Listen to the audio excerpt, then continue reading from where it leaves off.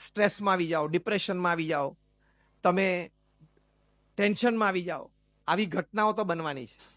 પૃથ્વી પર 8 અબજની વસ્તીમાં કોઈ એમ કે મને ક્યારે સ્ટ્રેસ ડિપ્રેશન નથી આવ્યું, તે વાત ખોટી છે. હા કે ના? પ્રોપરલી બોલો તો. બધા we are human beings, let's accept we are mortals. એટલે આપણે પણ બધા સ્ટ્રેસ, ટેન્શન અને ડિપ્રેશનમાંથી પાસ થયા જ હોય. That is inevitable, but managing it is mandatory. ફરજિયાત છે. તો એ કેવી રીતે કરવું?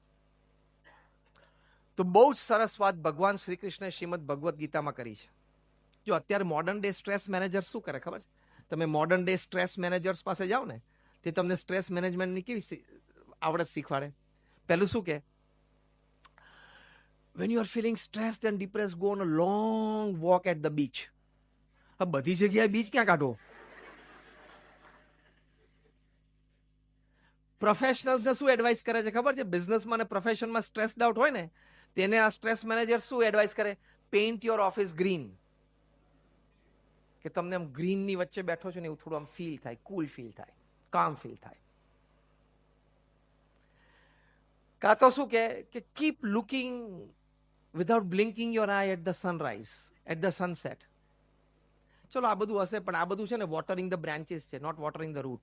વોટરિંગ ધ રૂટ ભગવાન કૃષ્ણએ અર્જુનને શ્રીમદ ભગવદ્ ગીતામાં કહ્યું. અર્જુન પોતે પણ સ્ટ્રેસમાં આવી ગયેલા કુરુક્ષેત્રના મેદાન પર, કે મારા વડીલો, મારા બંધુઓ, મારા ભાઈઓ સાથે હું નહીં લડી શકું, ને શસ્ત્રો નીચે મૂકી દીધા.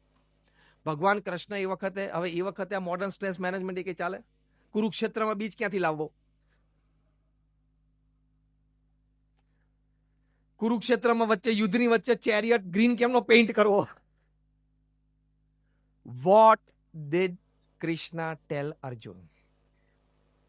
થોટ પ્રોસેસ આપ્યો. એનો મતલબ શું?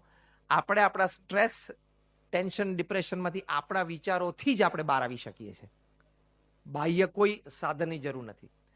ભગવાન કૃષ્ણે અર્જુનને પહેલું કીધું, કર્મણ્યવાધિકારસ્તે મા ફલેષુ કદાચન. અર્જુન, તારે તારું કામ કરી લેવાનું, ફળ હું નક્કી કરીશ. હવે આ એક વાત નક્કી થઈ જાય તો સ્ટ્રેસ આવે. સ્ટ્રેસ ક્યાંથી આવે છે? Why is this not happening? હા કે ના?